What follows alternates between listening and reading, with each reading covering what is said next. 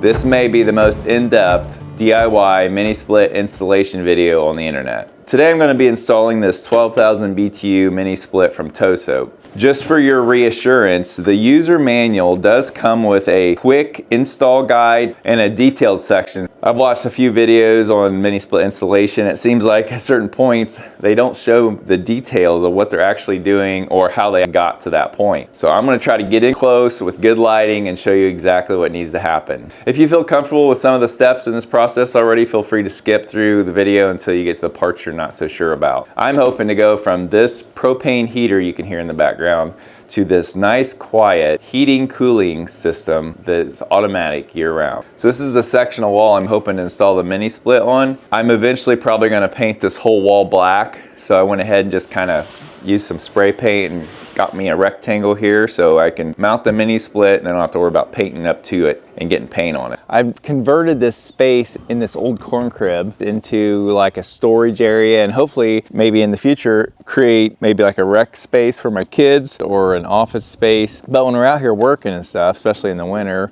or in the heat of the summer, it can kind of be a little harsh. I've just been using a propane heater and it works okay. My understanding is Tosot is a leading brand in the mini split area, so I'm pretty excited about getting this in. I've never installed a mini split, so this is a true DIY project. So we'll see how easy or how hard this process is. So this is the building here that we're gonna put this in. It just has wooden siding on the outside. Years ago, I took some aluminum siding off a barn that had fell down and hammered it on here just to kind of close it in a little bit. Some things you do, you may not do if you had them do over again, but it has served its purpose. It slowed down a lot of the airflow through here. Right now I'm storing lawnmower, UTV, mini bike, my son's motorcycle, just kind of a catch-all area. This is the area we're wanting to heat up here. And as you can see, I don't have the bottom insulated yet. There's a layer of wood, then a layer of 1/4 inch insulation, and then OSB on top of that. And heat rises, right? Down the road, what I might do is have this spray foamed under here to seal it up a little bit better. So I made this little stairway up to the second level here. This is only about 6 foot. So I took an old house door and cut it down, and then it goes up to the ceiling. Right in the middle here, if you guys remember what corn cribs look like, it had a part that went way up out of the roof. And what they would do would take an elevator and they would take whole corn still in the cob, and they would drop it in, and then it would fill up this whole area. This was like the bin where it stored all the corn. So this would all be full of corn. That's why it has those wooden slats with spaces, because it dried the corn out that way. So as you can see, this is just a catch-all for a lot of things. Those boards you've seen in the bottom used to come up at a big angle. So there was a big peak here all down the center of this. I don't even remember the process, but somehow I cut them apart, dropped both halves down separately, which was a little dicey when that happened, and then finished this OSB on top with the insulation underneath. I've just been using this propane heater when I'm out here, and it works, it's okay, but it's a little loud and it's not a constant temperature out here, obviously. So you come out here, you fire that up, and then you get a lot of moisture on things and whatnot when it's really cold. So this is the general area where we're gonna put the inside portion of that mini split. These have like old oak 2x6s behind it, so it's about how thick the wall is, about 7 inches or so. So a little makeshift ladder here. This is the outside wall. Our wires and our refrigerant lines are gonna come right through that wall. And I was debating on putting the mini split outside unit in here because there's a lot of airflow. Still haven't decided 100%, but I think that's the plan. I have the outdoor unit, the indoor unit, and then the air ventilation system. My space is about 11 feet wide by 40 feet long. That's about 400 square feet, and I believe these mini splits are rated up to like 750 square feet, so I should be good. All right, one thing I want to make sure is to show you guys close up of every part of this, so you see exactly how it all goes together. So this is the top part. I have the remote right here.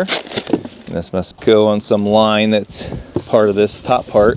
That's all that's in that box. Remote, the head unit, and that piece of foam. Pretty nice. Okay, I want to throw this in my trailer here. Let's take a closer look at this. Oh, I like that black. It's like a charcoal gray. I think I'm going to go ahead and carry all this up to the space we're working in. We can lay it out a little bit better. I think I'm going to open this bottom part up too and just make sure there's no damage.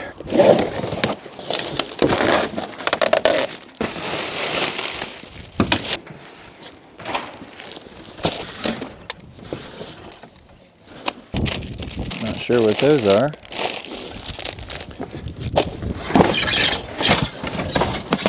There she is.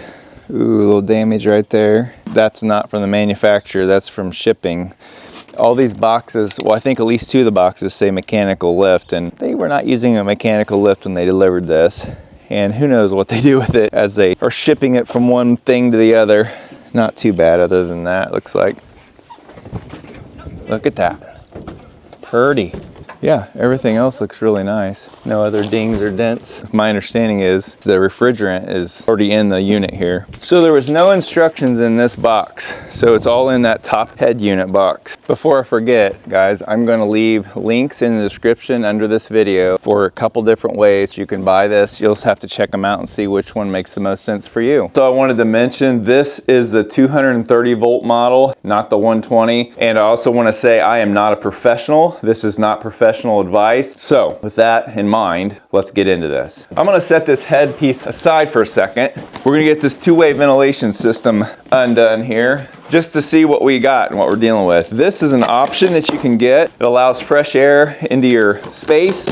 It's not necessary, but it is a nice option. So we're going to be installing it, and there are some templates in here. So that's also a nice little bonus. I don't know if they're for the whole thing, but this in itself might be worth getting this extra option. Let me take a look at this. Yeah, there's like 3 templates in here. I don't believe there was any templates in the other packages. So these look like they're mainly for the add-on. The holes that they're indicating need drilled out are in the area where that add-on is, but I'm probably going to use it to help position the rest of this. Let me get them all out here and take a look at them. They must be for several different variations. Yeah, so they say installation board and then it has a number. So depending on what unit you have, depends on which installation board you use. So we're going to set those aside for a minute and see what else is in here. It also comes with a user manual. So all this stuff is packaged real well. This is the exhaust hoses. There's 2 of them. I believe this is the outdoor portion that is attached on the outside of your wall. And we have like a ceiling pad, it looks like, and some cords. And then this is the actual unit that adds onto the end of your mini split. And this doesn't really attach to the mini split. I believe it just attaches right next to it. And then you connect it electrically to your mini split. It's got some doors on the side of it. It has one on each side, so you can mount this on either side of your mini split. It's exactly the same on both sides. So we'll get into that here in a little bit. I just wanted to see what was in here and how this all connected. And I'm glad I did, because now I have some installation boards to use. So these are the parts to the ventilation system. I'm just gonna lay these aside for now. All right, back to this unit. It starts off right there. So the first thing we're going to do is flip this over, because we have to get the mounting bracket off and we have to decide where it's got to be. So we got a little figuring to do. And one of the first things I'm going to do is figure out which template we might be using to help us out. It has a number here. I'm going to see if I can reference that on the bottom of this. So there's no number there that corresponds with the number on this template. So I'm just going to have to figure it out. This one is not it for sure. And I can tell this one's not it. Totally different brackets. So this has got to be the one we're using. And this is mainly for locating the two-way air on either end. Everything lines up, the bracket cutouts, the drawing. The only thing I don't think it's going to be helpful for is where I need to drill the hole for my tubing and piping to go through on the head unit. It already has where I need to drill for the add-on two-way airflow over here. And you can actually punch this out. Let me turn this around and show you. This template goes like this. This is the front. If I wanted to put my extra unit on this side, which would be the left side as you're looking at it from the front, you tear the piece off of this side where they already have a brake line there, and you move it over to this side, and then you tape it from the back.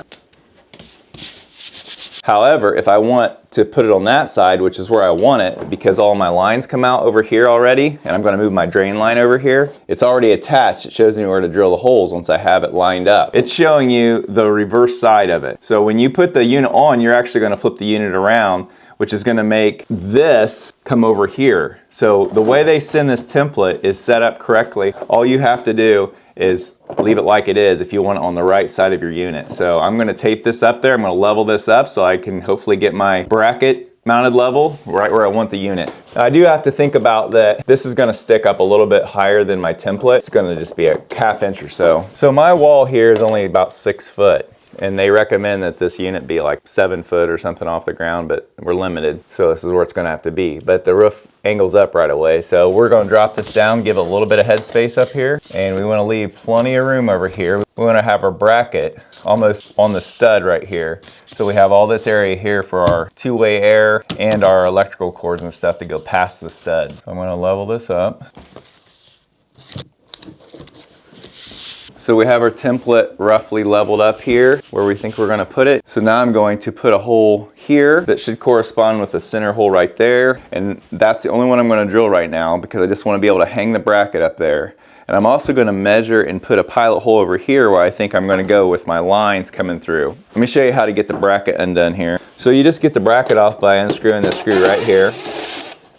And this bracket has a little bit of play. So let me show you how this bracket comes off.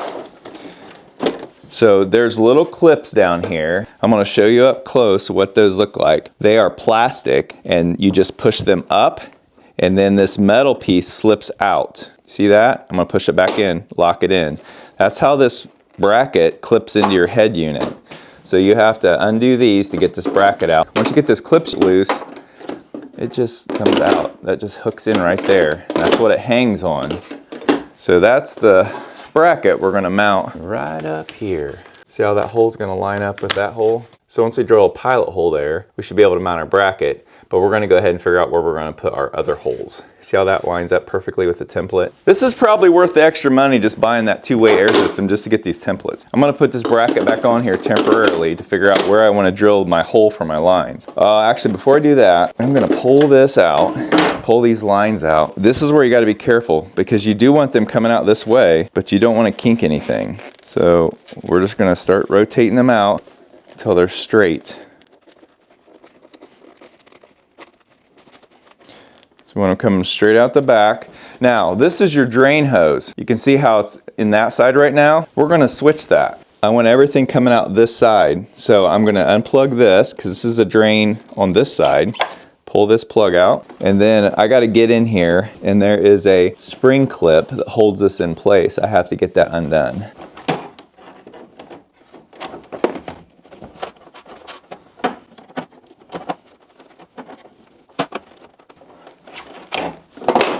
Okay, so you see how that works? It just turns around and catches on that piece of plastic on the edge of this. So it just holds it in place. It's rubber in there, so that's how it kind of seals on this fitting there. So we're gonna go on this side, and you see it's the same thing. So this part here is what catches that little nub. No, we have it shoved on. Now we just have to push this clip until it catches that little dog or whatever you want to call it. See, these are the things that you don't see on other videos. Okay, I think I have it lined up fairly good now. Let's try it again. There we go. I had to push down on that to get it to come across there. It's pretty sturdy. So now we can bring everything out the same hole on the same side. All we got to do now is put this plug in the opposite side so the water doesn't come out this side.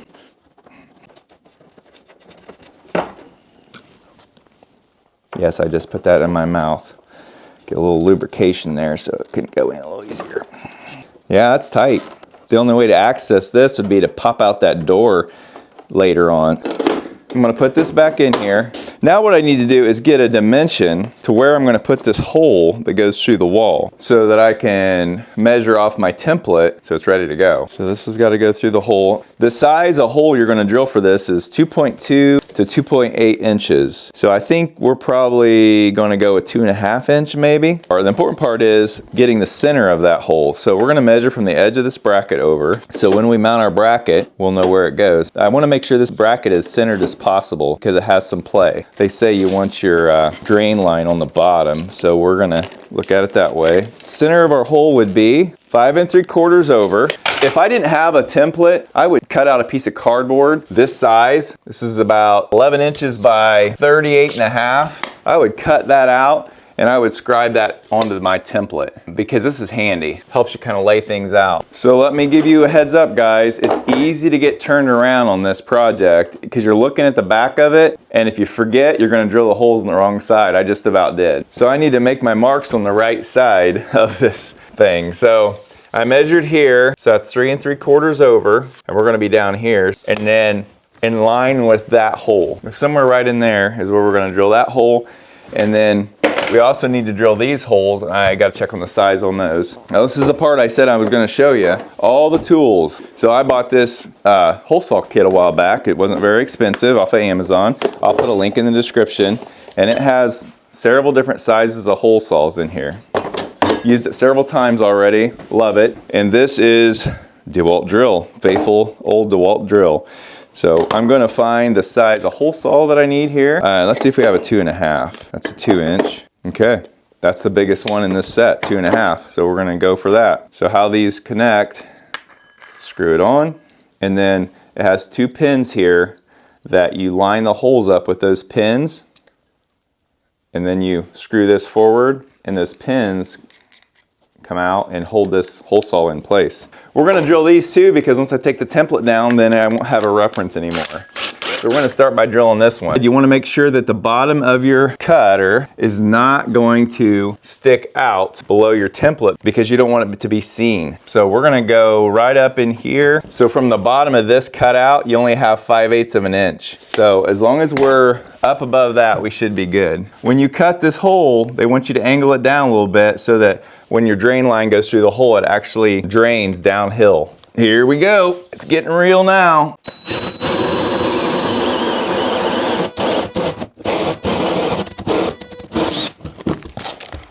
And about that time, your template moves. Yeah, we're still level. Make sure you get enough tape on the template if you're using one.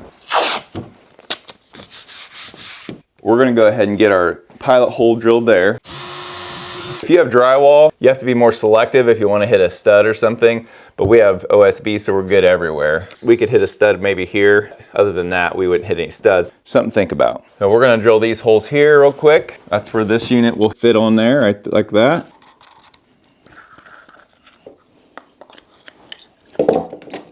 All right, so the next hole size for right here is 2.36. I think we're gonna use 2.5 on that too. We wanna get these centered up as best we can. Same thing, you want them angled down a little bit. What's nice about this tool is you can easily get your wood out by just backing these pins out and then loosening it, and you can get the cutter off, and then you can just take your drill bit to the side a little bit and push it right out, and then put your cutter back on, and we're ready to go again. You could just cut this whole section out, but I just want to put these holes in here.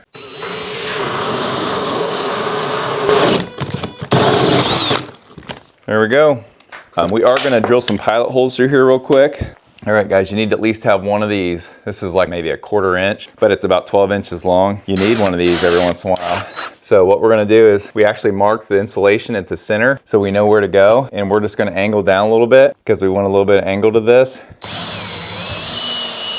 And we're just gonna poke through. Okay, so now we know where we're going on the outside, and same thing here. We want this hole, we wanna bring it through. Make sure we're down just a little bit, and you can do that by kind of leveling your drill out. See if you're down lower. There we go. Now at least we have our holes on the outside, so when we get out there, we'll know where to go. So we're gonna go outside and get these holes finished up from the outside. That's where we're coming through.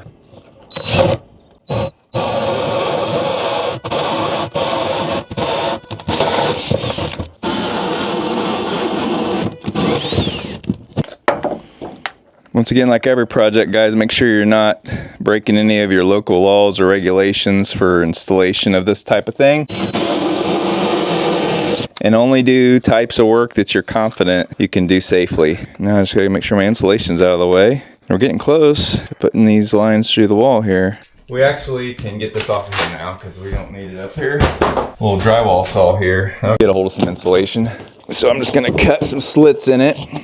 We can shove it out of the way better. All right, now let's get this bracket put on. So guys, the order of what I just did is not what they recommend in the book, but it seemed to make the most sense to me. So now I just need to find out what screw I use here and get a screw put in there. This actually is probably not one that you're supposed to use to mount it, but I'm gonna use it just to level it. It's like a raised area here, so we'll wanna screw into the ones that are recessed. This comes with 5 of these screws, and they also come with drywall anchors if you're going into drywall. So we're gonna put one in this center hole here just to hold it till we level it up and stuff. So these screws really aren't wood screws that they give you. I'm gonna use a pilot drill to make sure I can get them in there good. I'm gonna level this up. There we go. I'm gonna use a screw on each of these long parts. One up in here, one up in here, and then maybe one in the middle. It doesn't really show you where the screws go, but it does show them spread out. So we're gonna pick some holes here. Let's go here. This one's going into a stud. So let's go right up above it. Maybe we can hit the same stud. Nope. Go here and go here. So we'll go here, one in the middle. This head unit is not very heavy, so it doesn't take a lot. That's why you can go into drywall with anchors. Sorry guys if this is a little slow for some of you. Trying to make it good for everyone. Just use that playback speed button or skip ahead.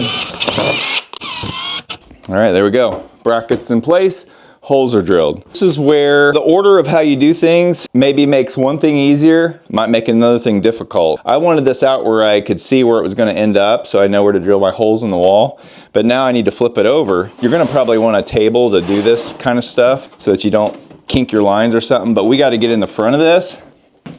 So as you can see with a table, I'm able to let that hang off the edge and now open the front of this and get into the electrical. So we got to remove this electrical cover in here, and I think I can sneak in here with my driver.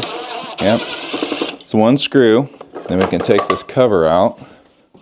Now's where we got to sneak in our cable and get it connected per the instructions. This comes with 2 cables. One is for the signal cable, so it's the cable that goes from this to your outdoor unit. The other cable is for if you want to power your outdoor unit, you can use it. One of them is 16 feet long, one of them is 20, and I'm trying to figure out which one is which. It's kind of hard to tell. I think this one is the 20, so we're going to use it. So I think the ends are identical, so it doesn't really matter which one you use. Let's flip this up for a second. So this goes in through this hole right here that guides the wire. So you just aim it through that hole and try to get up into that panel area. There we go. So once it's through, we have to get this loosened up because this holds the wire in place. This is a little wire holder here. This is what keeps it from getting yanked. We're gonna go through there, but before we do that, we're gonna go ahead and get all of our wiring attached where it goes. The manual is very clear about where they go. They're numbered and they're colored. So we're gonna loosen our screws up. Oop, went too far. Oh, went too far on that one too. I'll pull a bunch of this wire through so it doesn't fall back out. Okay, there we go. So on N1 is white. White and blue. See how there's that blue on it? But it's white wire. That goes on the 1. I'm gonna get a screwdriver. A little bit clumsy right now. The white goes on number 1. Slip it under the screw. Tighten it up. Don't get a lot easier than that, guys. Number 2 is black. Just be careful that you don't overextend this door. I don't think it opens any farther than this. It might, but I just haven't figured it out yet. So it's a little bit in my way. Then number 3 is red with brown. And then the last one is your ground. It says green, yellow, green.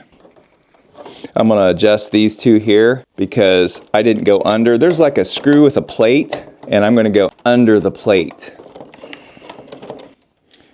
I'll show you what I mean here.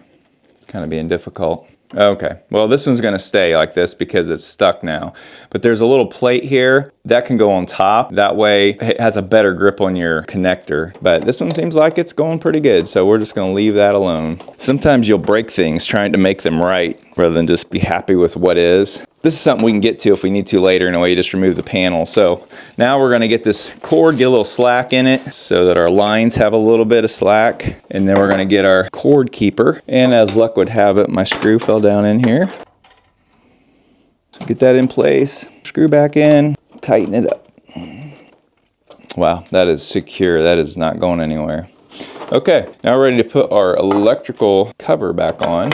And it just has a little catch at the top right there. It slips under and then just slides in. Put our screw back in. All right, power cord's hooked up. Now let's flip it back on its front. Take a look at things. Don't slide it around too much on your table. You'll scratch it up. The next step, they say in the book, is attach your refrigerant lines and attach your extension for your drain line. However, to me, that's going to be a lot more of a pain to get through the hole and to deal with. So I'm going to just deal with this part right now and attach them on the outside. You do what you feel is right. I just was looking at the instructions to make sure I didn't forget anything before I mount this. And we need to connect a wire for our two-way ventilation system. And I believe the connectors are already here. Your optional two-way air comes with 3 wires. This wire goes to the control board in case your unit does not have it for some reason. This one here is a long wire, just like this one, but it's longer in case you are mounting your two-way ventilation system on the opposite end. You want to run it across. I am going to have it on the same side as my connectors, so I just need this short wire. So we'll see how this goes. All the connectors are right here. Okay, we're trying to get this knockouts out of here. So we're going to have to run wires through here for our fresh air. There we go. Okay, so we're going to open up this fresh air unit and see what wire we need, because I'm a little confused right now. So we have a 4 wire and a 2 wire. So we definitely need this 4 wire. So these 2 wires are going to hook to this side, and then we have to use this one. We've got to get this little clip off.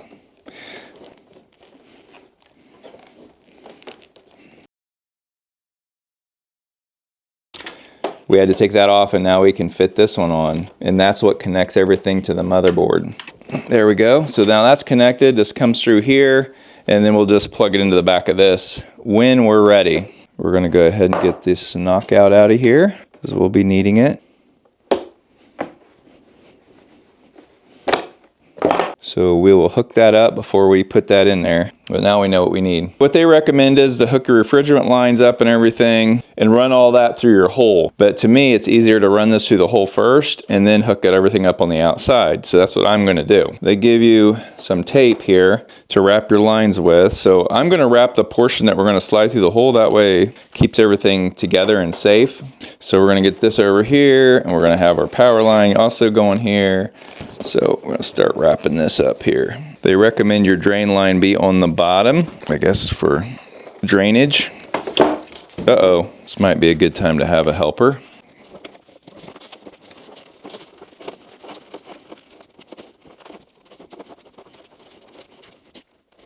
Before I'd go any farther, I got thinking that this might be good to use this as a template for that extra bracket that's going to hold my two-way air system. I line this back up with the holes, and I'm going to put a couple pilot holes in here. That way I can simplify that process. That's why the template's here. Didn't even think about it till now. Okay, so I'm wrapping this up. This fiberglass tape does not stick, so I have some electrical tape to keep it in place. This is like protective, so it doesn't tear your lines, tear your insulation. That should be enough length to get through my hole. I left my ends on my pipes, so no dirt should get in there. My drain line's open, but I think it'll be okay. I can see a hole through there. We'll check it when we get out there. Okay, we got our extra line on for our fresh air. Let's give this a shot. So I'm gonna start out by feeding this super long electrical wire through so I don't have to fight it the whole time. We'll double it up, see if I can hit the hole. There we go. Now we're ready to put this head unit up, hopefully. So it's not that heavy, it's just a little awkward. You don't want to damage your lines getting it in here.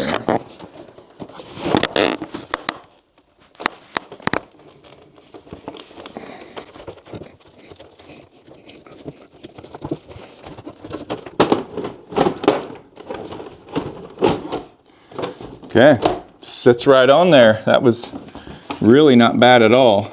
Just getting my wire free here for the extra, making sure everything looks good. Yeah, it's already locked on. Okay, I didn't even hear a snap or anything, but it's on there. Now I'm going to go ahead and just try to get the air unit hooked on from the inside here while we're at it. Try to do everything in here and then we'll go outside. So I want to mention this little thing here. They suggest that it goes on in here to protect those lines. I don't really think I need any protecting in here, and I think if I put that on, it would actually stick out below the unit. So I'm not a real big fan of that, so I did not put it on. It comes apart like that, and then you can just slip it over your lines and fits together. But I'm probably going to use this on the outside where my lines come out. Okay, we're getting ready to assemble this. We gotta get our mounting bracket on the wall and get our little pipe connectors on here. Come like encased in foam so they don't leak, and they just snap on here. To line them up, snap on. Get little snaps there. Yeah, they ain't coming off. And this mounting plate, this must be for your wires to run through. We don't need to worry about that probably. So we're gonna get this on here. Use a little pilot drill here. We'll see if we can level this a little bit. I'm not sure it's gonna matter, but we're trying. Ain't going nowhere, huh?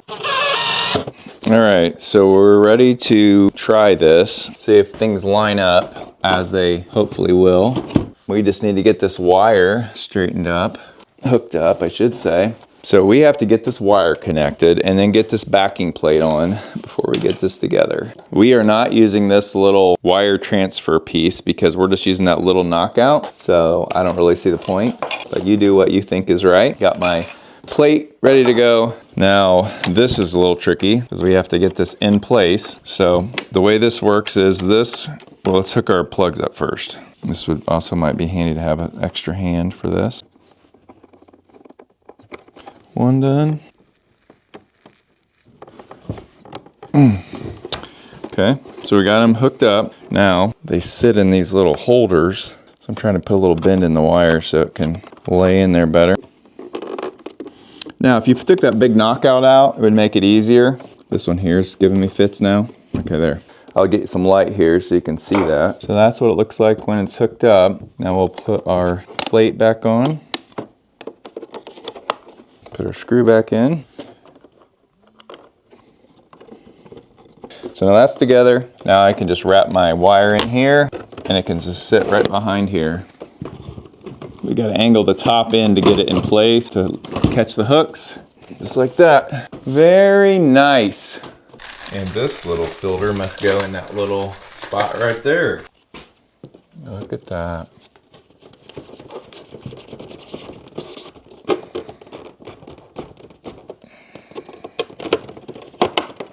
Just like that. All right, guys, this is where it gets a little fun. There's my lines coming through the wall. So this is a large open area. It's open to the bottom here. It's got air coming in through those slats. Usually the barn doors are open. I got lots of air coming in through there. And obviously it's protected from the weather, from snow, from rain. So I can either put it in here or I can put it outside the wall here. But if I ever decide to put new siding on, then I have a problem. It only overhangs about 12 inches and it's gonna stick out past the roof. And it's on the west side here, so it's gonna be exposed to sun, rain, snow. So what I've decided is to use mounting brackets and mount this unit up here along the wall. It'll put it farther out. As you can see, the studs are gonna put it out at least probably 6 inches, plus the brackets. In my mind, this is gonna be a better solution than outside since I have this open area here. We're never gonna close this in, so it's always gonna have lots of airflow. So I think that's what I'm gonna do. So I'm gonna get my mounting brackets on here, and then the trick is getting the unit all the way up here. That's gonna be fun. We're gonna start by taking this little fancy cup here and we're gonna put it in this little hole right here, just because we might put some insulation stuff behind there eventually, but that's where that's gonna go. So we're coming out right here on this rafter, so we're gonna probably mount the unit right here. We're gonna just do some thinking this through. So if we mount it right there, something like that. We want to be as low as possible so we can have airflow through the bottom and airflow through the top. It's about 2 feet tall. It actually mounts slightly narrower than these studs. 2 feet gets us about right there. It's slightly less than that. So it's going to take up a lot of this room. It'll sit out farther because of the brackets, and we're also going to use wood to space this out. I just wanted to get a view of how that's going to look. So we know we're going to put it right about there. So we're going to put this side in, and then we'll level this 2x4 up and put screws in the other side. So we're leveling this up. Oh, I didn't know how much luck we'd have getting into this wood. This is some hard wood, but it's working. Now we can put this piece on. It's got a level already on it. So we're just gonna get it in the center, and we're gonna drill a hole because these bolts are super big.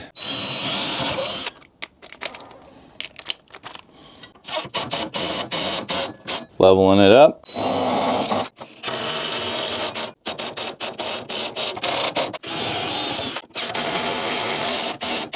Okay, then these just slide on like this. Oops. I gotta have these on before I get the screws in.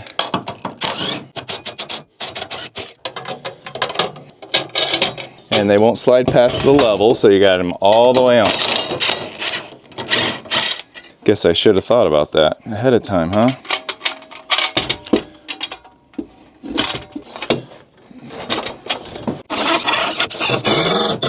Okay, now we need to figure out what we're gonna do on the back for support. My idea was originally to take this board here and go in back. I think we're just gonna move this whole thing up a little bit.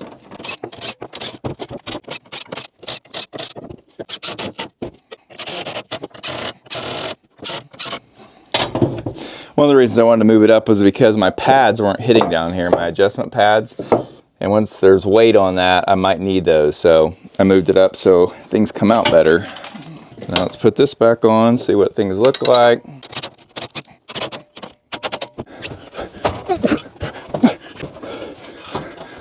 Boy, that was fun. Woo! I don't know how much this weighs, but it ain't light. Whoops. Okay. So I had to tip it sideways to get it up through there. So it'll need some time to settle. So these feet are 20 inches apart. So I'm trying to kind of get these where they go and catch my breath. That's pretty close. But we're just gonna set this on here for now. Okay, so let's see what it recommends for mounting this. So this bracket set came with these pads, which I like. You set the unit on these little rubber pads, and then you put your screws through here. Let's see, it goes bolt, washer, and then washer, nut. Get a couple of these on, and then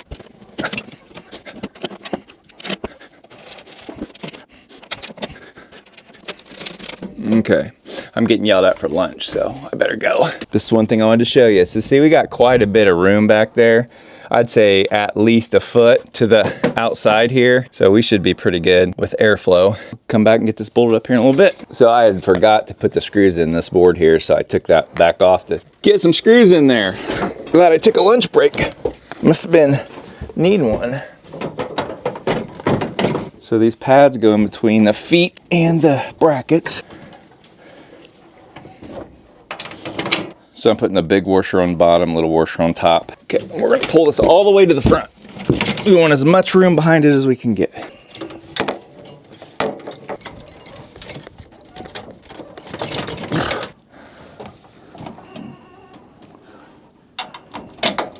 There we go. All the bolts are at least in. Now I can tighten them up from the bottom. And with this particular bracket, these are 14 millimeter. I do wish these were lock nuts. This is just all aftermarket bracket that I bought, and they're not lock nuts, so I'm probably end up changing them out because I'm guessing they'll come loose over time. But for today, they'll work okay, I guess. Okay, these back ones I'm gonna go in through the bottom with an extension and impact because that's the only way I can get to them. Standing on some firewood over here.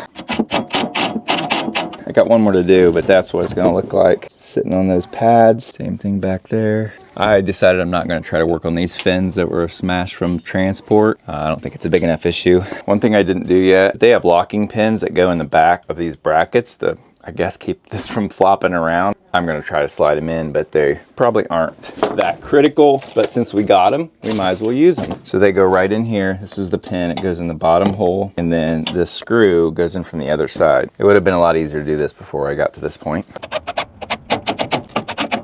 You can actually tighten both of them up.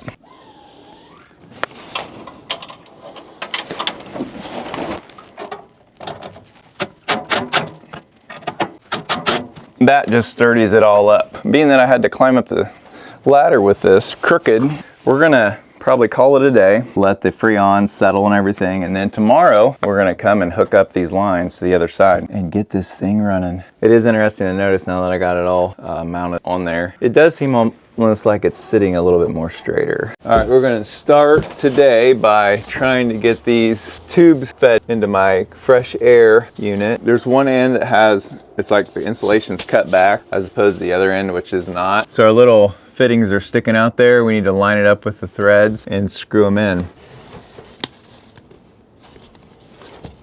Got that one. That one went in fairly easy. Looks like I angled my holes plenty from each other. There we go. So now they're both hooked on there. The way the manual says, these just supposed to be about 2 inches insert there. So I have to cut these tubes off. So I only allow that much tubing to come out here. So I think I'm gonna use a hacksaw to do that. All right, I made a huge mistake while I was recording this part. I took my bib overalls off because I was getting hot and I left my mic attached to them. So you can't hear anything that I was saying during this part, so I'm just gonna narrate it. So here I just finished up cutting those air tubes and left them about 2 inches sticking out of the wall and just reattached the vent.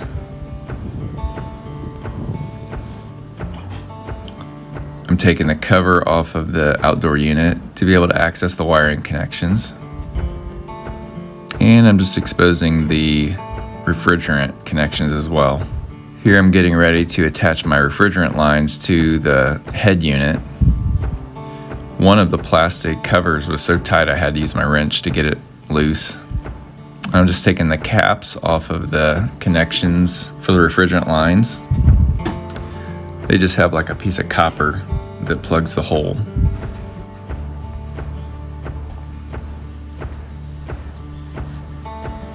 This is the larger refrigerant line. I'm getting ready to connect it first. Just be careful when you're straightening this out because you don't want to put a kink in your line.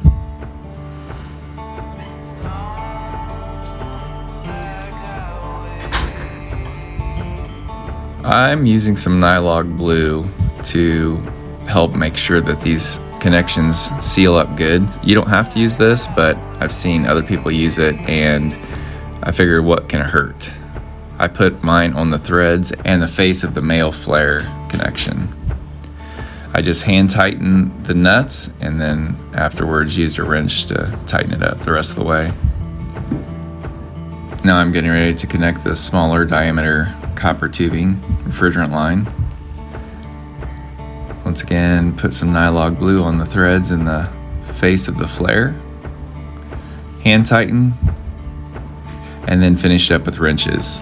You want these pretty snug, but just don't over tighten them. And I'm also hooking up the drain line at this point, and they suggest that you tape this connection so it doesn't come undone.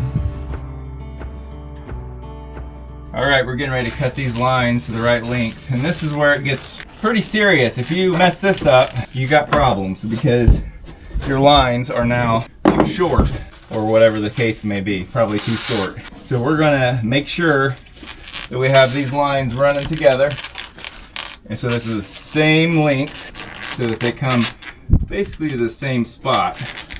And we can always bend them a little bit to make it a little bit shorter, but we want to be pretty darn close. I'm pretty happy with that. So I'm gonna put a slice across here so I know where to cut my insulation.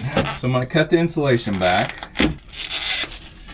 and put a little mark on there so I know where to cut. I have this little cutter I'm gonna use to cut the line.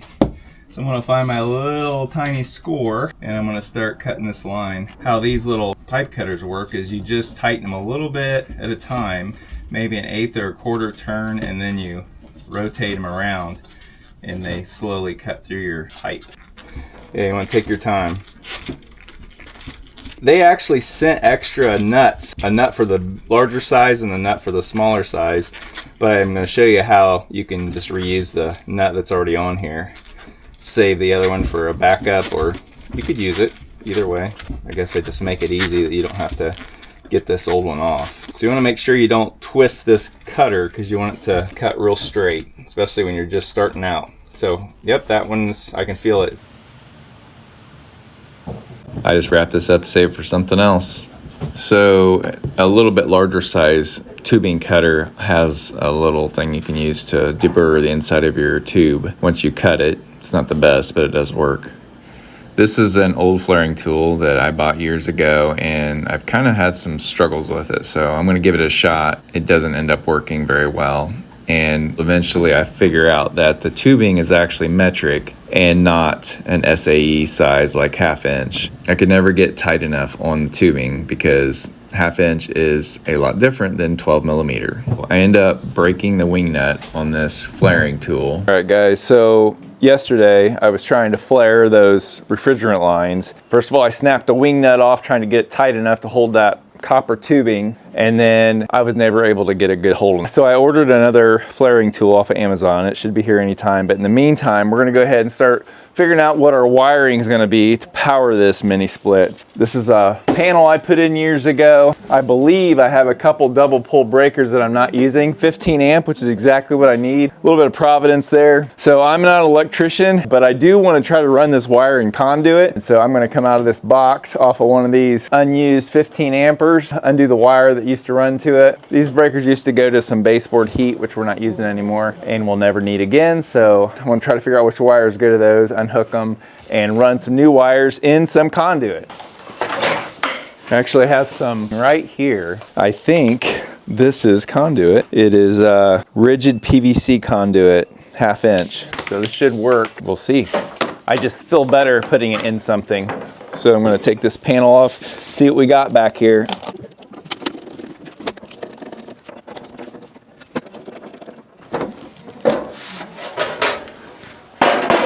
This one right here, I'm gonna undo this wire. This goes to this 15 amp breaker. We'll use that to power our new wires. We'll kill our power for a little bit. This mini split runs off a 15 amp breaker, so works out good. What is the proper thing to do when you have a wire that you're not gonna use anymore, but you can't really pull it out of the wall because it's anchored inside of it? I mean, do you just leave it hang? Also, I probably could run this wire directly to the mini split because the panel's fairly close to it, but I'm gonna try to do this the proper way, and that is to put a junction box real close to where the mini split's located. So we're gonna try to run a wire to that junction box, and then from the junction box, using a whip cable to the mini split. We're trying to do things the right way here. So this is the 15 amp breaker we're gonna use. I got my wire in hooked, and I'm just gonna pull it out of the box.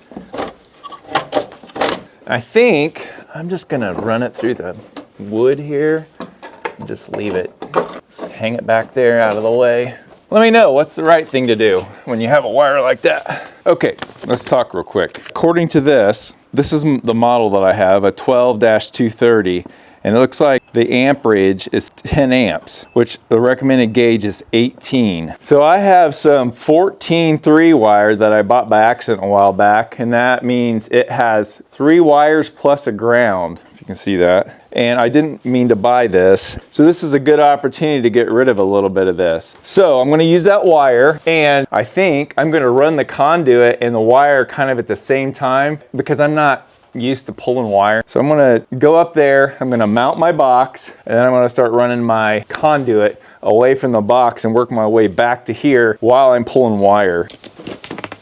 What a better way to learn than just to try it. All right, I got this AC disconnect box from Lowe's. So this is a 60 amp box, which is plenty. And then I have this, what I call it, a whip. It's a liquid tight cable to connect from the junction box to the mini split. We're just gonna uncoil this. We'll have to knock something out over here to hook up to the mini split. We'll have to get our instructions here in a second. Just trying to figure out where I'm gonna run my conduit. That should work. So I'm just gonna take 2 screws and attach this box to the wall. Nothing too complicated.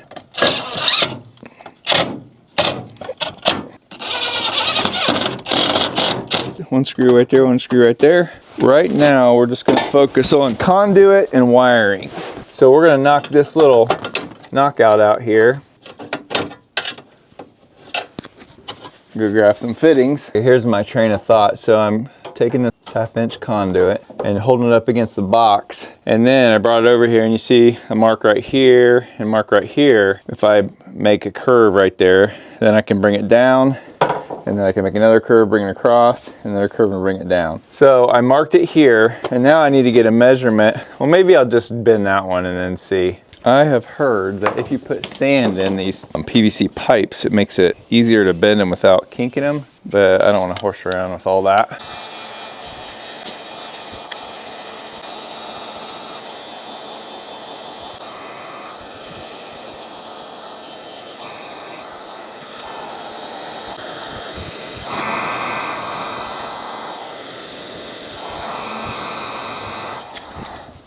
Okay, we got a 90. Just took my time and warmed up a big area. Now it's still really soft, so I'm just gonna wait and let it cool. But I got a 90. Maybe not pretty, but it's a 90. I didn't kink it, so that's good. Okay, now I gotta take it back up and mark my next curve.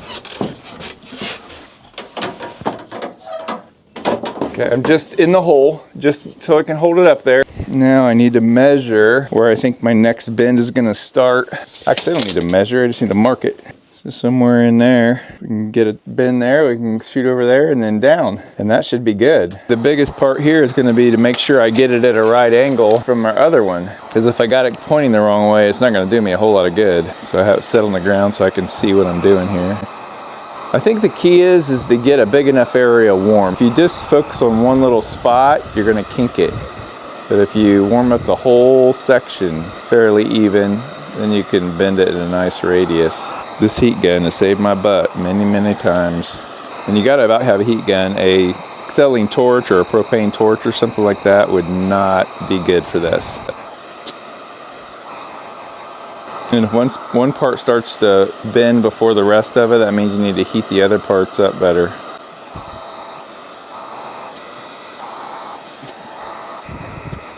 If you had gloves, it would also help, because you can get it warm and you can kind of shape it a little bit. It's pretty warm, but I'm still gonna do it. I think we got there. As long as we can get our wire through there. Look at that. That's just like a hanger, so I can keep the pipe up where I think it'll be. Now, if I got the right fittings at the store, we should be in good shape. Looking good, looking good. So I'm going to use one of these PVC fittings, and I had to buy rings to keep the fitting in the box once I get it through there. So we're going to glue it on the end here to start with.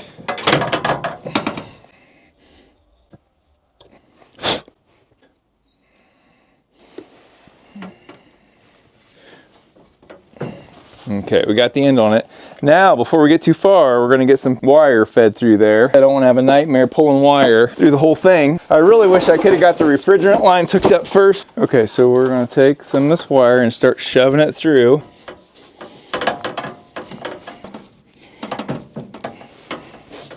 Okay, they make a wire pulling lubricant. I don't have any. So I'm gonna try to use a little Vaseline because I'm unable to shove that through as is. So we'll just put a little lube on the end of that. But it's catching a little bit of that glue I just glued that with, so that's probably not helping either. Let's see what happens now. All we gotta do is get through this first piece. If it comes out the end, we can pull it. Oops, you don't wanna do that. You don't wanna kink it. Oh, we're still struggling. I could also use a wire puller, which I might end up doing, who knows. I'm gonna take a little bit of electrical tape, tape the end of it, wipe that Vaseline off and tape the end. That might help it make the radiuses a little bit better too, because this tape might be a little bit slicker. So we got the tape on there. Now we're gonna lube it up. Okay, let's go. I think we're getting it. Let's see. Nope, we're not sticking out yet, but we gotta be getting close. I think we're out now. It's getting easier. Yep. So now we can just pull it through. I'm just shoving a bunch of extra through here, so hopefully I can get all the way to the box. Now I'm gonna set this conduit up on that nail so it's kind of in place. So I need to start my curve on this one at 36 inches.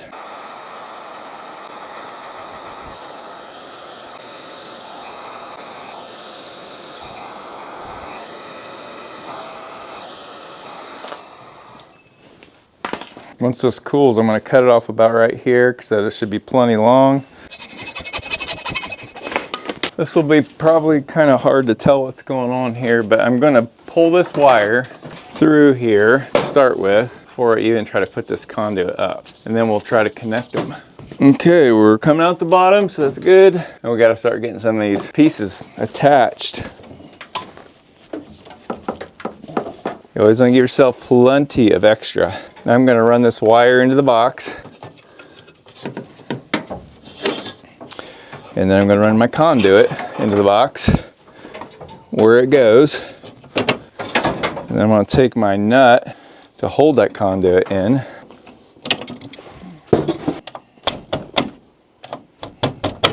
Now we're going to start working our way back and securing this to the wall a little bit. Looks pretty good right there, right where that nail was.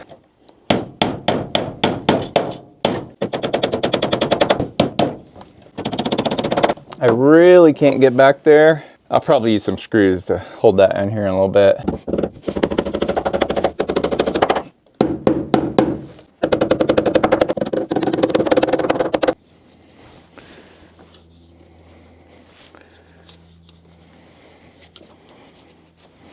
This is probably a big no-no, so I'm not recommending you do this, but to make my wire pulling easier, I already have the wire through there. Now I'm gonna glue this together, trying to get only glue on the very back here.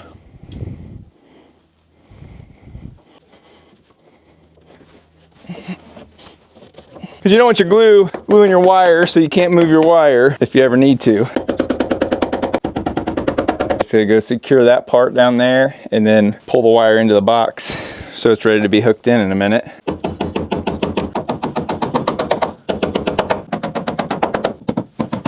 That should hold her in place. All right, we have plenty of wire to get to our destination, so that's good on this end. This little tool here is a lifesaver too. Yeah, there would be no way to get in here behind this thing and get this secured, but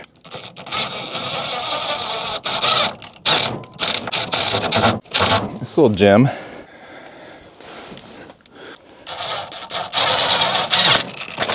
Definitely it must have.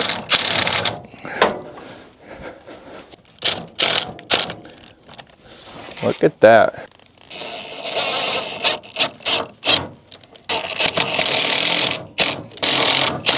There we go, that ain't going nowhere. Okay, we're gonna get this wired up. And we're gonna make sure we leave plenty of wire here.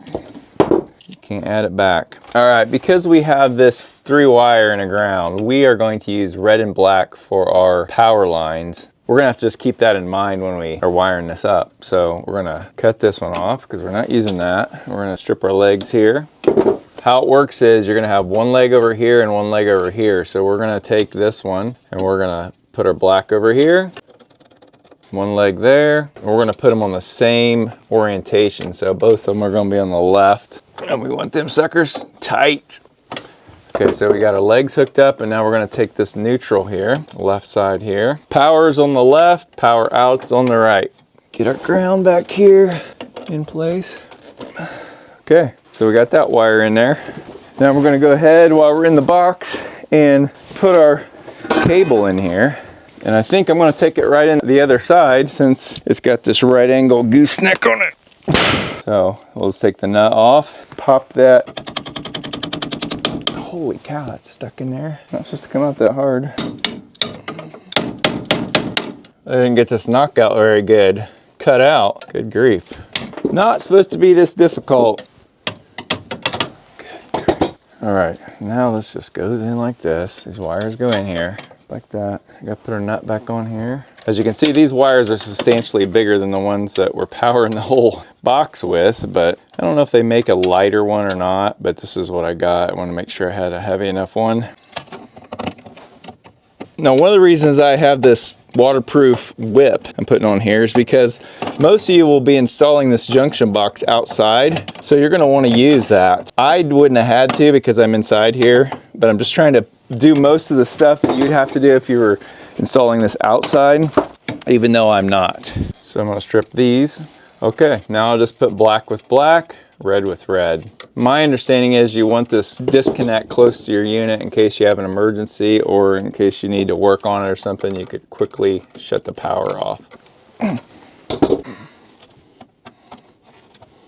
Okay, got those all tight. Now we just gotta get this ground in this side.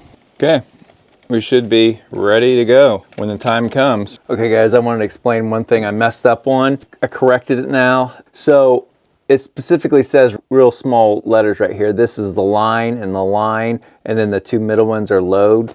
So this is my line coming in. So I want a red here on a line and the black here on the line.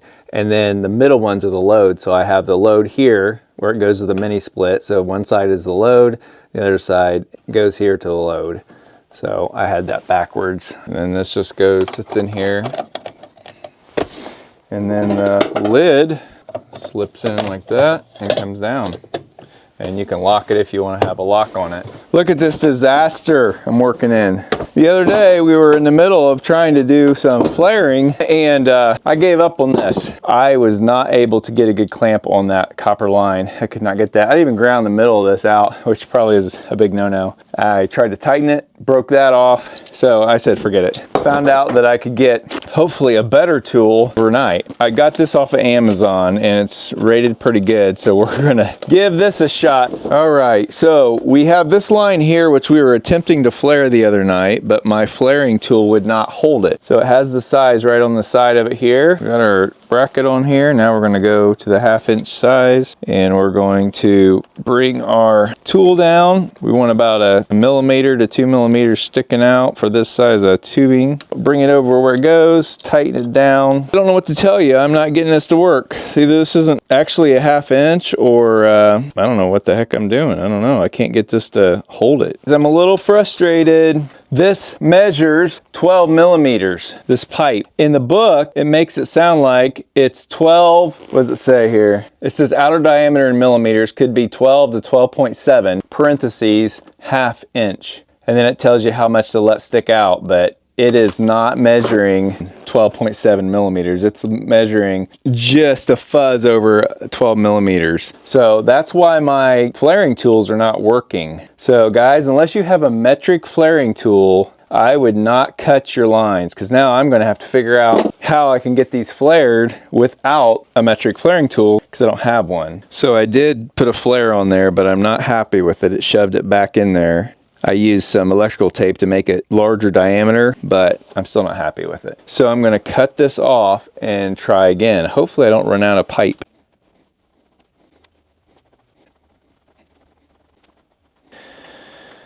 So what I'm going to do is redo this flare, hopefully be able to do it with a SAE flaring tool because I don't have a metric and nobody's going to have it in town. I just took the instructions and figured it was 1/2 inch, but it is clearly not 1/2 inch. So I got to deburr the center. Put all that crap out of this tube. Let's see if we can do any good. I didn't like the size of my flare. I didn't feel like it was big enough. Maybe I didn't leave it out far enough. Maybe that was my fault. Okay, here we go. Let's see how we do.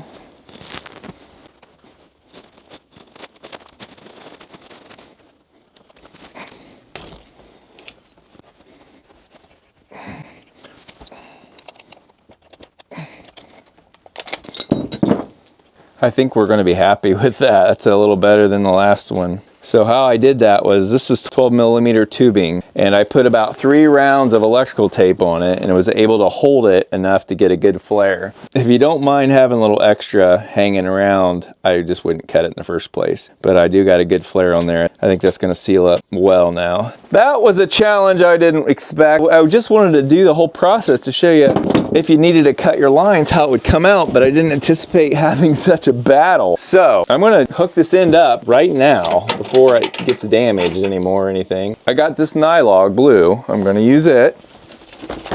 So you just take a little bit of it, and I'm going to put it on the male side here and on the male threads. And I'm just going to rub it around a little bit with my finger. Yeah, we have plenty of line. I'll have too much, actually. You know what? We have so much extra, I think I will show you close up how I got this to work. Another tutorial on flaring. Okay, start to finish. So let's say I wanted to cut this shorter, which I do. So I'm going to take this little cutoff tool here, and this is a finesse type of a thing here. You don't crank on it. Actually, I'm going to cut this back a little bit more even.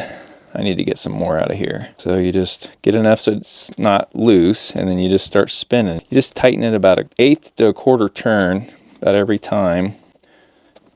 You just want a little bit of resistance. So just so you know, we are using an SAE flaring tool tonight to make a metric tubing flare because we don't have a metric. We were able to make this work, so I'm showing you start to finish in case you get in this pickle.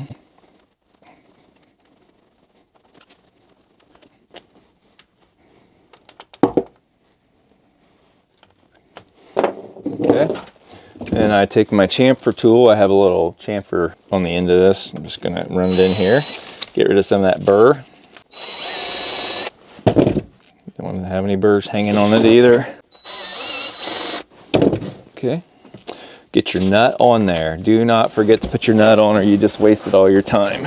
So I got my nut on there. Want to make sure my pipe is as straight as possible, which is kind of hard to do with a short distance. Okay, now I'm going to take some electrical tape and I'm going to make 3 rounds on the end of this tube. And that's going to increase the thickness, hopefully enough that I can put a good flare on here.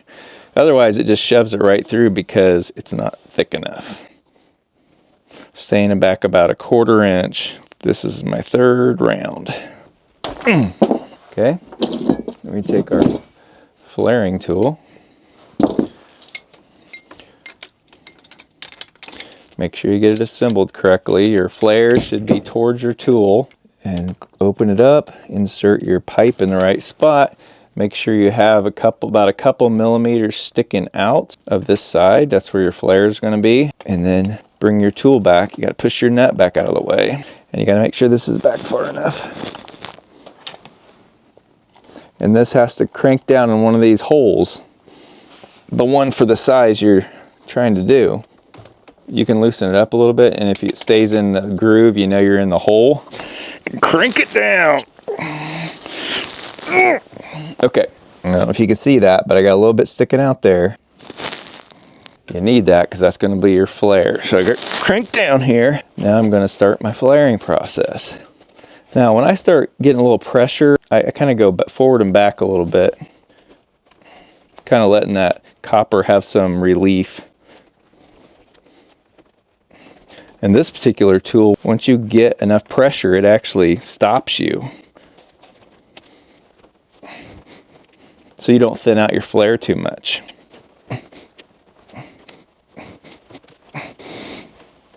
See how it's like coming apart there? It breaks out so you don't overdo it. I do like that. Hopefully we didn't shove our pipe back. Back this off, back this off. You gotta have this out far enough that your cone comes out. Oh, it's looking good. Looking good. Sweet. So yeah, that's how I make this work. So we clean that up really good, make sure our flare looks good, and it does. Okay, put a little more nylon blue on there. And you can put it on the flare and the threads. Okay, take this over here. Make sure we got the right angle. Can you see that? There we go. Success.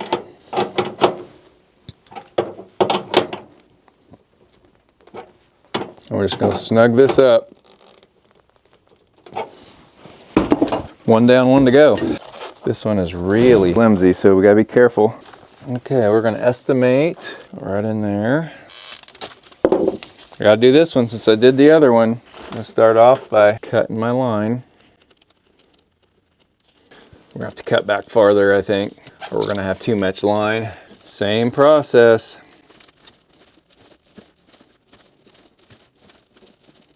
When I get close to the end, I do a couple rounds because you want it to lightly cut through it, not leave you with a burr. So we're going to save that for some other project. Deburr this line.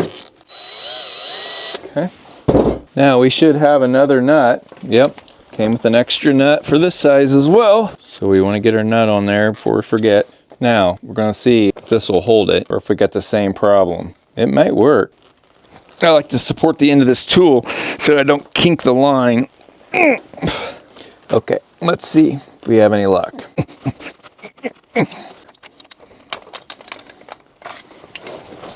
Well, that didn't work because the nut just fell off. So I know it didn't make a flare. So I'm gonna have to wrap a little bit of tape around it. Hope this works on the smaller one. So I gotta stay back at probably about a 1/4 inch again because I gotta leave room for that flare to form correctly.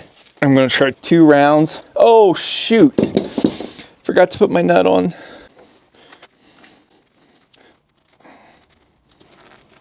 So the flare isn't quite as big, so you won't need quite as much sticking out. Okay, I have a little bit sticking out. Let's give it a shot.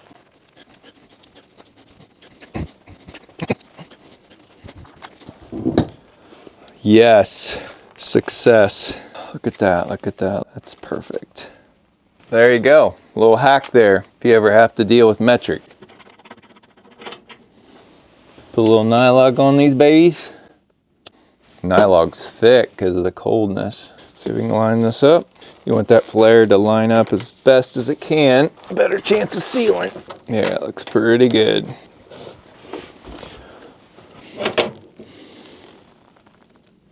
Remember, don't over tighten. This is the signal wire. This goes inside to our head unit, and we're gonna run it around with these refrigerant lines as well as the drain hose. It's gonna come down here as well with these lines. So we're gonna go ahead and start wrapping this up. We're gonna start collecting some of this and getting it kind of where we're gonna want it. So this drain hose, they say you wanna put on the bottom, so we're gonna do that.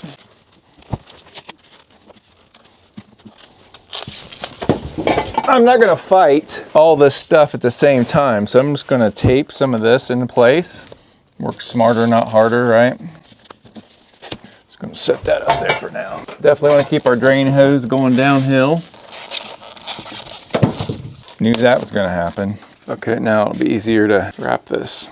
We're leaving this open right here so we can test it once we get pressurized. And they gave you 2 rolls of this tape, so unless you're using their full length of wire and refrigerant lines, you'll have plenty.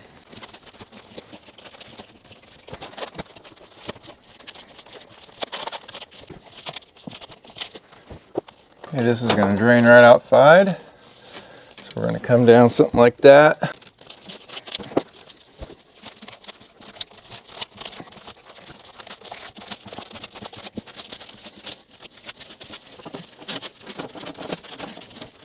A little tight here.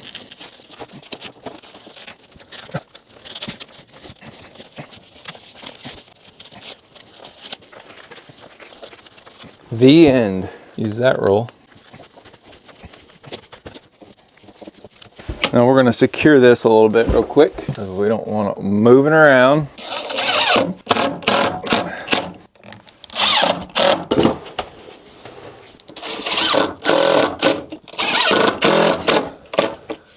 And one more. I think we'll put something right here too. Yeah.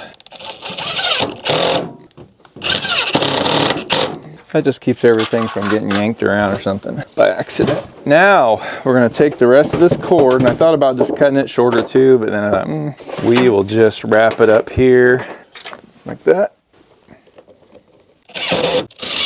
There's that. Cord's out of the way. Now we're gonna take this wire holder off. it's attached so it doesn't just fall. Gonna get our wire keepers on here. All right, we're getting these knockouts out of here so we can get some wire keepers in here. This popped right out. It doesn't matter that we're not weatherproof or anything up here because we're obviously protected. But if you have an outdoor situation, you might want more weatherproof fittings. Okay, we got our connector for that. I'm gonna put this back on here for now. So we're gonna get this connected as well. This might be like fighting an anaconda, especially because it's kind of cold. So we'll take our nut off. And this is a waterproof fitting here. If I had been thinking about it, I would have got the other one waterproof, but I wasn't. Put that through there and then we go back, put our nut back on. Tighten our nut on this one. Okay. Now I could have stripped this before, but I didn't, but we're gonna strip them now. Strip our power lines here. I think if I understand how this works, I can undo this and we can worry about wiring it up and then just slide this on afterwards. Might make it a little easier. This is where we got to pay attention to the manual especially. So the power line on a 230 volt, line 1 goes to L1 and line 2 goes to L2. So L1 and L2. Pretty straightforward. So we're going to make sure we're loose. Okay, and then we got 2 grounds. Loosen them up a little bit. So we're all loose. Let's start with the signal wire. Why they call it a signal wire is because it's the one that is actually running to the head unit. So without a wire to that, you wouldn't have anything. So we're fed in. The red with brown goes to the number 2 in the middle, which I didn't loosen up yet. And that's kind of the extra wire, I believe, that I'm not sure what that does. Okay, and then the black goes to L2. The black to brown from the power side. Oh shoot, I did that backwards because now I can't get to my screws. So I'm gonna have to take these back out, these 2 outside ones, so I can get my power wires in. Okay, so now we're gonna take our power wire. I should have got a lighter whip. This sucker's huge. Maybe we'll get some fittings for this. We're gonna put some blade connectors on here. Because of the size of wire I got, it's gonna be hard to connect them. I wouldn't get this big of a whip. Being on a 12,000 BTU, you can use a, what is it, 18 gauge wire. Definitely don't need this big of a power line. Now we're ready to hook them up. Black to L2. The other one goes here because it's the only option. We have a red wire, so the red goes here because that's your other line. And then our ground, we're gonna take over here. Okay, now black goes over here to L2, and then white with blue goes over here to L1. So that's what we end up with. Okay, get that one started.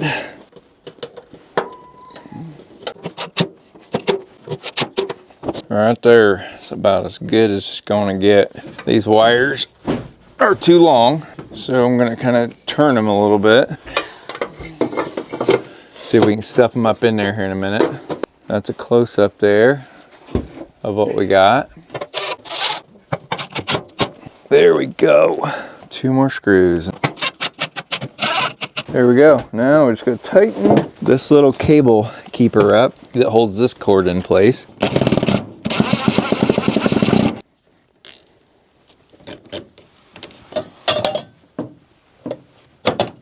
All right, so we have everything wired up, got our junction box in, got these lines hooked up. Now we're gonna get this evacuating down here. This is the kind of like one of the final steps. And I bought this a while back because I needed it for air conditioning work on vehicles, but it also can be used for this mini split to finish it up, to evacuate it. So I ordered this through Amazon and we're gonna see what's in here and make sure we have everything we need. Wow, lots of packaging here to go through. Instructions. Let's open the little boxes first. We got a, leak detector. Sweet. And let's see what's in here. Okay, it's got some gauges here. We definitely need those tonight. Some hoses, we definitely need those. Apologize for the mess, but we're in the middle of a project. Okay, here's a bunch of fittings that we may need or not need, just depending on what we do here. And an extra, looks like high and low valve. Owner's manual. Now we're gonna pull the pump out. Follow the steps real quick and see what it takes to get this thing going. Remove exhaust cap before operating. Unscrew trap for oil. So we unscrew this. Open the oil bottle and add the vacuum pump oil to the tank. Add to the middle of the oil window line. So there's an oil window right there. So we're just going to add it until we get to the middle where it says. There we are. So we have a little bit left. Wipe this little excess oil off of here. Reinstall the cap. We're going to hook this together here. I think you just hook the straight fittings up. Red goes with red, pretty simple. Yellow to yellow should be the middle, and then blue to blue. We're getting ready to evacuate this mini split. We're going to hook the blue hose up to this lower valve, and I had to buy this little connector here. I'll put a link in the description for it. You hook it on the end of this blue hose, and then the connector hooks to this connection. Otherwise you can't make the connection. Okay, so we got the blue hose hooked up. Now we're going to take the yellow hose and we're going to hook it up to the machine. Try to get some light over here. We're going to get our vacuum pump plugged in. We got the blue hose hooked up to the bottom valve here. We have the yellow hose hooked up to our manifold. Everything's closed. We're going to turn on our vacuum pump. And now we're going to open up our low side valve. Yes, we're drawing a vacuum right up here. You see that? We're below zero. We got something vapor coming out of here. Hope that's good. So we're just gonna let this run for 15 minutes or so. I'm gonna go get something to eat, and then we'll come back out and see if we can hold our pressure for a little bit. Okay, this has been running for at least 15 minutes. So the first thing we're gonna do is shut this blue valve all the way, and then we're gonna shut this off. Now we're gonna wait about 15-20 minutes and see if we hold pressure. Okay, it's been 5 minutes and this gauge has not changed. We're keeping our pressure just fine. So we're just unhooking the hoses from the system and we're back to zero on the manifold gauges. We're gonna put this one back on. So we're done with evacuation. And we're gonna take these off because we're gonna let the Freon out. And we got to get to the set screws.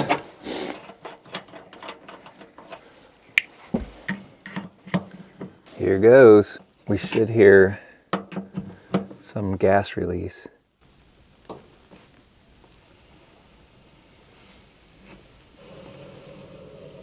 Yeah. Yep, I heard some gas releasing in there. You take them all the way out, it says.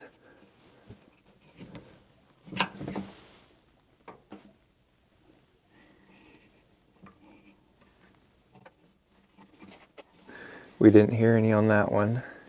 Okay.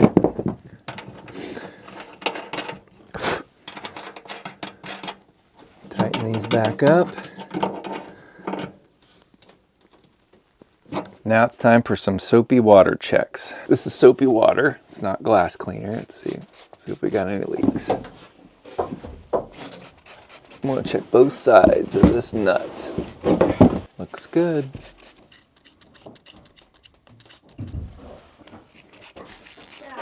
Last step here, well, one of the last steps I should say, we're gonna cut this insulation in half and put it around these fittings that we left open so we could see if they were leaking or not. So we're gonna cut it to length as well.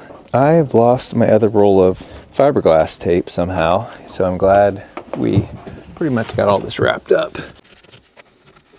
So we're just gonna use a little electrical tape to finish this up.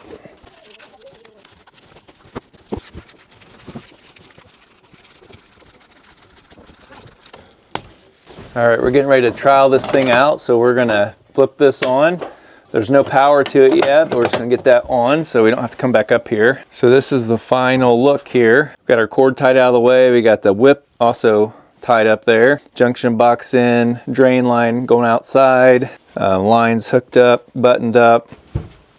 Got our line running up there into the inside. I'm gonna spray foam around this at a little bit later time, but got that fresh air vent there. So we're gonna get the rest of this stuff down and power this on. All right, we're gonna finish hooking this up, getting power to this mini split. Okay, so we're not using the white.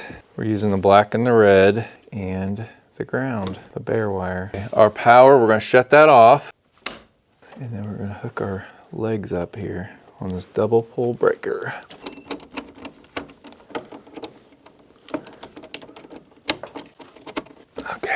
Now I gotta put the ground where it goes. I think we're all hooked up. Tighten this up.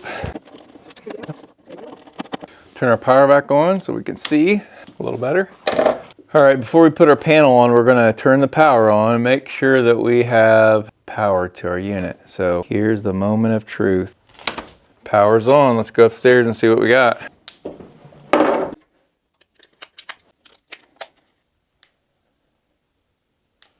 Nothing yet. All right, guys, I think I messed up. This thing wouldn't come on, and I started looking at my wiring here, and I think I messed it up. My control wires I have in the wrong spot. The wiring order of your control wires should be the same as on the indoor unit, and I have these two switched. I have the black and the red one switched. So I should have white, black, and red, and I have white, red, and black. So I'm gonna swap those real quick. Hopefully I didn't mess anything up. I got my power off while I'm doing this. Okay, so that's how it should end up. White, black, and red on top, and then your two legs down here. Yours might be white, mine's red, red and black, white and black. Of course your grounds. So I'm gonna make sure pictures line up at the inside. Turn it on. I heard it making some noise. All right.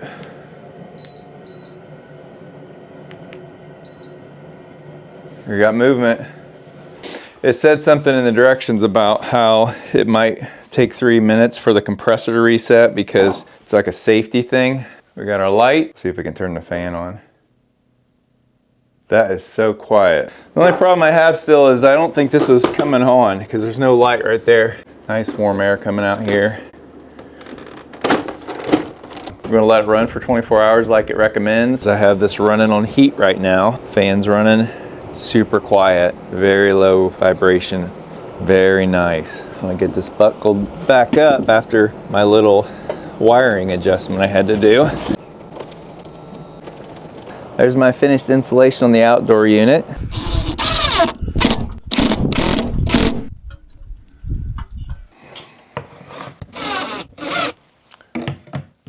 All right, a couple things I want to just add to this video you might be interested in. This is the final wiring. Came out of my conduit and then went through the wall here and then into my box right here. And I'm using the red and the black, so I can go into this 15 amp double pole breaker with my red and my black. And then my ground went here, and then I just took my white wire and bit it back there in case I need it in the future. But that is the final wiring into the panel on my 15 amp breaker.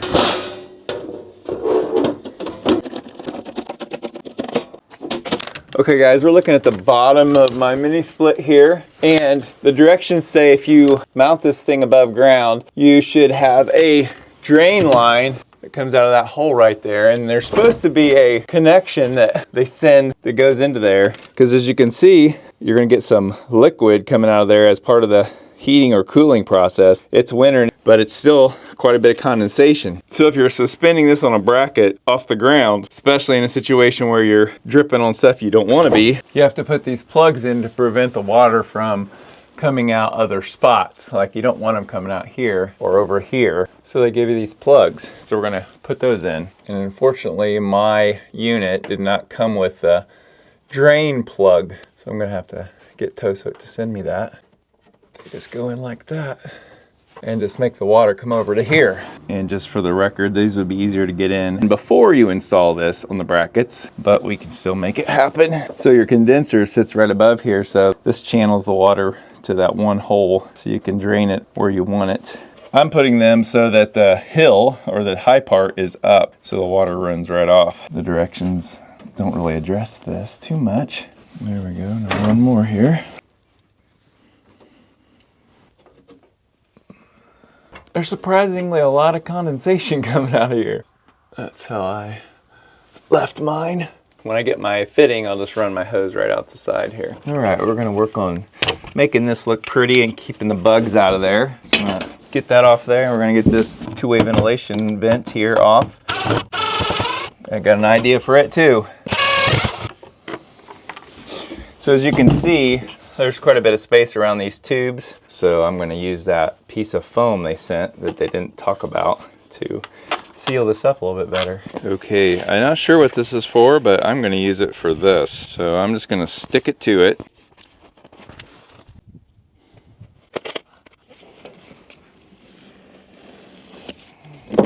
Save the rest of that for something else. Now I can just cut these holes out. And I'm going to cut them 8 ways so that it's really flexible. Well, actually, no, they'll just stick to the inside of this. Look at that.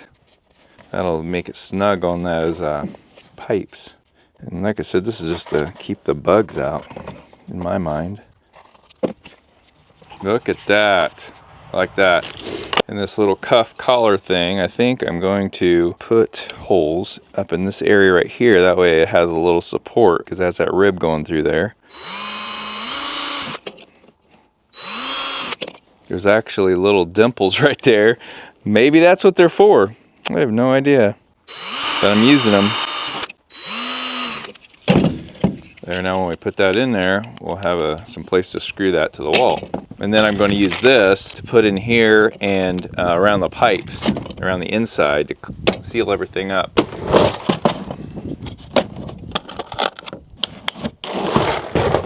All right, we're going to try to slide this insulated vent over top of these again. And they're going to be a little snug now. Ain't no bugs gonna get in there. Once I get this screwed in, I'll go inside and shove that back this way, and it'll push those lines in a little bit farther, because it's pretty snug, so that's good. There won't be any extra air or bugs getting in there. Yeah, buddy, like that. If it was outside, that would probably keep rain out too. When I was installing this line the other day, I actually lost my second roll of fiberglass tape, so now that I found it, I'm going to use a little bit more to cover this part up right here that I ran electrical tape around instead. Just because, why not? Know if any birds land on here or mice, hopefully this fiberglass tape will do a good job of protecting this area.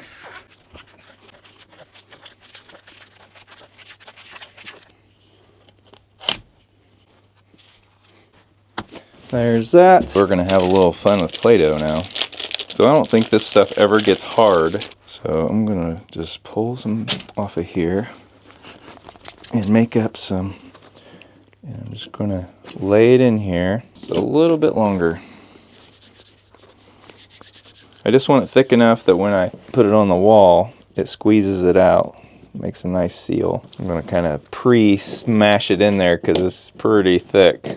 Okay, get one for this side.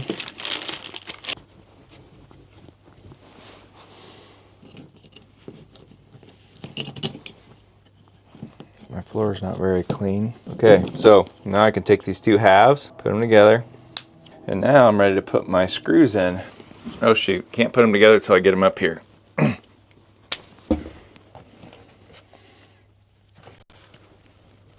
There, put them together. Now we're gonna push them into the wall. Now, we're just gonna start our screws and just let it slowly pull itself in once we get them all in here.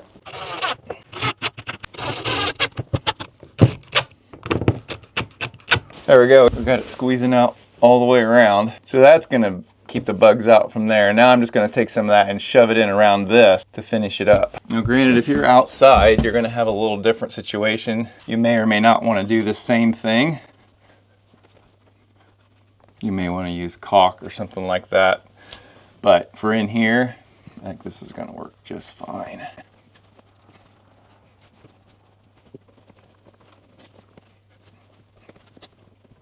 Right there is what I ended up with. And I'm just gonna keep this in a Ziploc bag in case down the road I wanna add any to this, but it looks good. Now I'm just gonna go inside and shove on that two-way ventilation system and shove those pipes into there better. Yeah. So anyway, I gotta talk to Tosot a little bit more about this. This light is not coming on, and I think I have it hooked up right with the cable, but we're gonna get to the bottom of that. This is just responsible for two-way air, get fresh air into your room. I'm not even that concerned about it. This is working great. Needs a little bit of a washing. But other than that, It's looking nice, working well. Keeps it at 50 degrees in here when I'm not out here. And when I'm out here, I can just crank it up. It's really easy. So I haven't completely got all this remote control figured out. This unit is far enough away from our Wi-Fi that it won't be running on Wi-Fi. I won't be able to use the app, but there is an app that you can actually download and then control this with Wi-Fi, which is really nice. Right up here is all your modes. You can cycle between heating, cooling, just fan, humidity control. You can change the direction of the vent this way. And there's some other settings on here I haven't figured out yet. This right here turns your light on and off so you can see what it's set at. All right, it's been about a week since I installed this mini split. I couldn't get this working at first. I was having problems. I had this wired up and hooked up and everything, but that light would never come on. I emailed Tosot and asked them about it, and they said to turn this unit on, you had to push the mode and the I feel button to turn on the fresh air function. So once I did that, that light lit right up. So those two buttons are right here. You would hit the mode and I feel button.